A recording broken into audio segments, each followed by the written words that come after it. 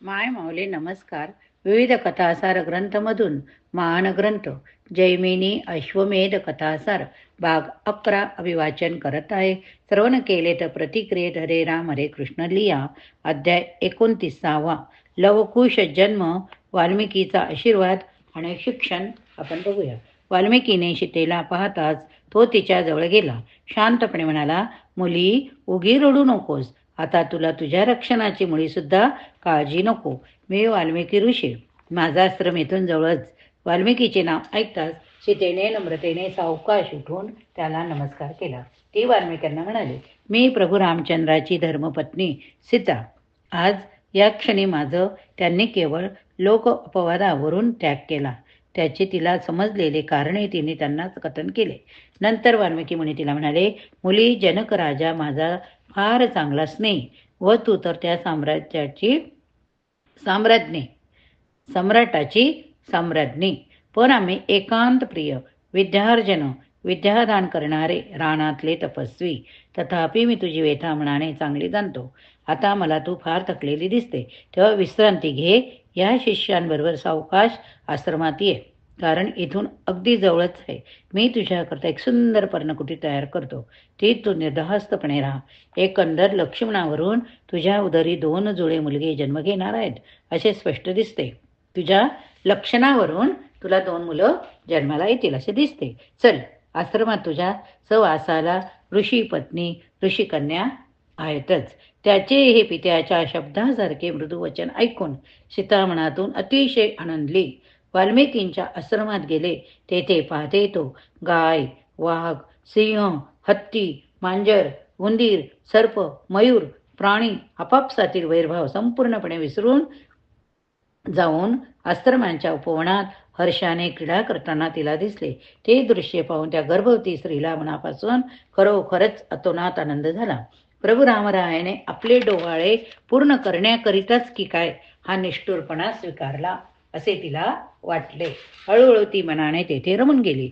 मग सीतेने कंदमुळे फळे खाऊन ऋषीपत्नीच्या समवेत कालक्रमणा केली. पुढे या आश्रमामध्ये जानकी योग्य काली प्रसूत झाली. वाल्मिकीने अगोदर म्हटल्याप्रमाणे तिला सुंदर तेजस्वी असे 2 मुलगे झाले. त्यावेळी ऋषी गंगा स्नानाला गेले होते.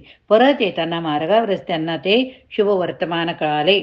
त्यावेळी त्यांच्या एका हातात दर्भ, दुसऱ्या हातात लव होते. तसेच लगबगीने आश्रमात येऊन त्याच लव दर्भाने त्या मुलांना वेद मंत्राने सिंचन केले. एकाचे नाव कुश, दुसऱ्याचे नाव लव असे ठेवले. नंतर एकामागे एक असे दिवस, आठवडा, महिना, वर्ष बराबर निघून मुलगे 12व्या वर्षात पदार्पण करते झाले. तेव्हा वाल्मिकींनी आपल्या आश्रमातच त्यांच्या मुंजी केल्या. त्या समयी त्यांनी वशिष्ठांकडून कामधेनू मुद्दाम आणवली आणि 88,000 ऋषीमुनींची षडरस अन्नाने पूर्ण तृप्ती केली. त्या सोहळ्यामुळे सीताई अतिशय संतुष्ट होऊन मुनींना म्हणाले, तात, माझा पिता जनकच तुमच्या रूपाने माझे एवढे कौतुक करीत आहे असे मला वाटते. तेव्हा वाल्मिकी म्हणाले, बाळे, मी तुला अंतर्यामी पुरेपूर ओळखले. तू जगाची जननी असून अज्ञ, अजान असे आम्हीच खरोखर तुझे मुले आहोत. तू मला आपला उगाच मोठेपणा देते. तरी जानकीने विनम्र भावनेने वाल्मिकीचे चरण धरले. नंतर वाल्मिकीने लवकुशाकडून वेदा अध्ययन करून घेतले. स्वतः रचलेले रामचरित्र शिकवले. रणात कधी अपयश येऊ नये अशी सर्व शस्त्र अस्त्रे देऊन त्यांना उत्तम धनुर्धर बनवून सर्व वेदांत विद्यात प्रवीण केले. त्यांच्या तेथे रोज चालणाऱ्या बालक्रीडात जानकीचे मन रमून जात असे. ती दोघेजण अगदी आईच्या आज्ञेत राहत असत.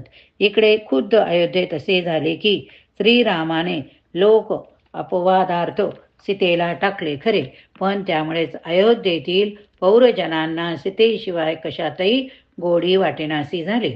दोष शमनार्थ यज्ञ करावा अशी रामास इच्छा होऊन अश्वमेध यज्ञ करण्याचा आपला विचार त्याने आपल्या कुलगुरूंना कळविला.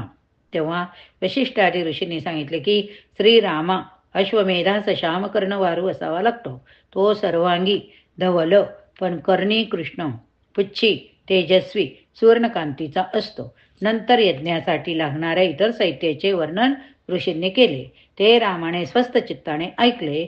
पण यज्ञकर्त्यास भार्य असायला पाहिजे असे म्हणताच रामाचे डोळे पाण्याने डबडबून आले.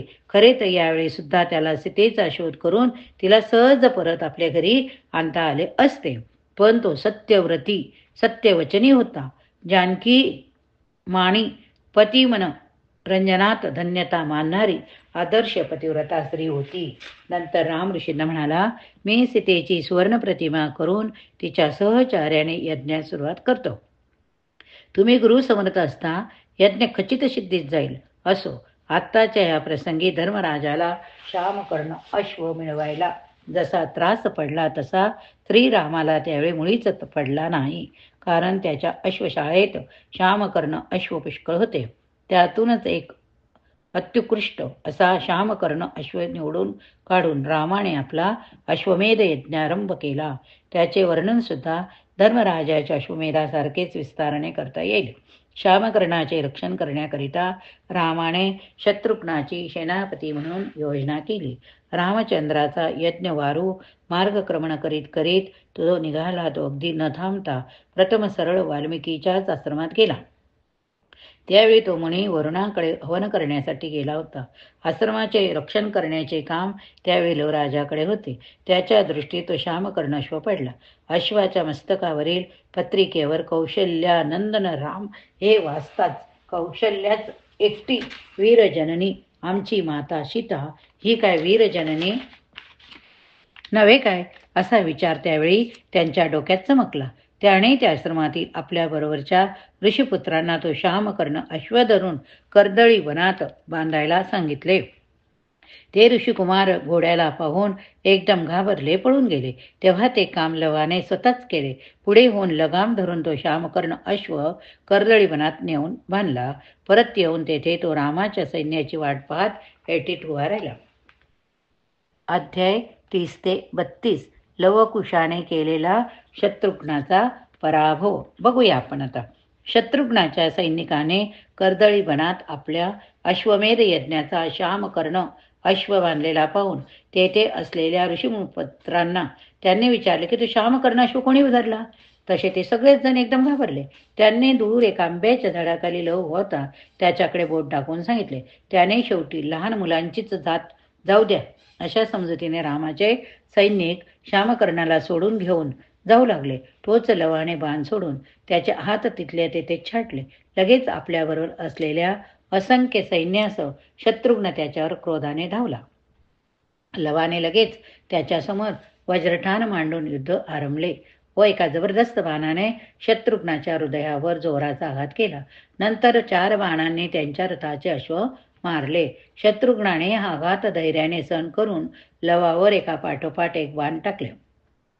त्या योगे लवाचं क्षणभर मूर्छा आली. नंतर थोड्याच वेळात सावध होताच लवाने आपल्या अंगचारण कुशलतेच्या साह्याने सोडलेल्या बाणांनी शत्रुघ्नाच्या रथाचा, अश्वांचा, धनुष्याचा चुराडा केला. अशा रीतीने त्या दोघांचे तुंबळ युद्ध होऊन शत्रुघ्नाने शेवटी त्या बाणांनी लवनासुरास मारले होते. तोच रामदत्त बाण लवावर अचूक नेम धरून फेकिला. तो बाण पाहताच लवाला मूर्छा येत चालली होती. तेव्हा तो कुशाचे स्मरण करीत म्हणाला, तू यावेळी त्या शराचे निवारण केलेच असतेस. असे म्हणताच त्याने एक शक्ती फेकून त्या बाणाच्या मधल्यामध्येच 2 तुकडे केले. पण त्यापैकी एक तुकडा शेवटी सरळ येऊन लवाच्या हृदयावर अत्यंत जोराने लागल्यामुळे तो रणांगणात मूर्छित पडला.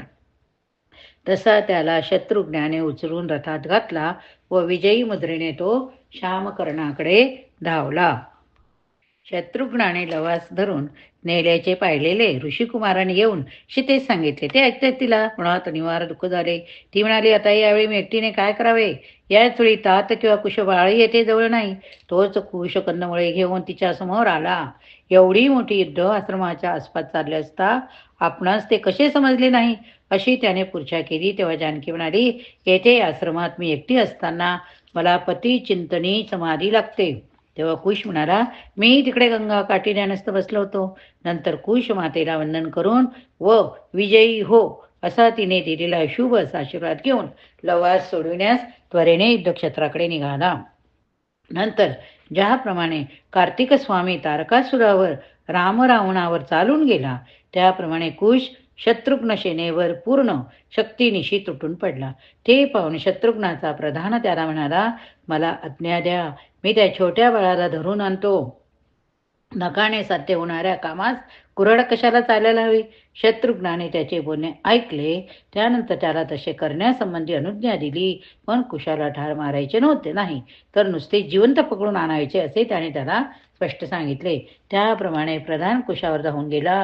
ते दोघातील युद्ध काही काळापर्यंत चांगले घुमले. पण कुशाने लवकरच आपल्या तीक्ष्ण बाणाने त्या प्रधानाचे शिर आकाशात उंचवडिले. प्रधानाचा भाऊ नागवीर याने कुशावर चढाई केली. त्याने तत्परतेने एक प्रचंड शक्ती कुशावर टाकली. शूल भाला यासारखी आणखी एक शक्ती नावाचे हत्यार असते.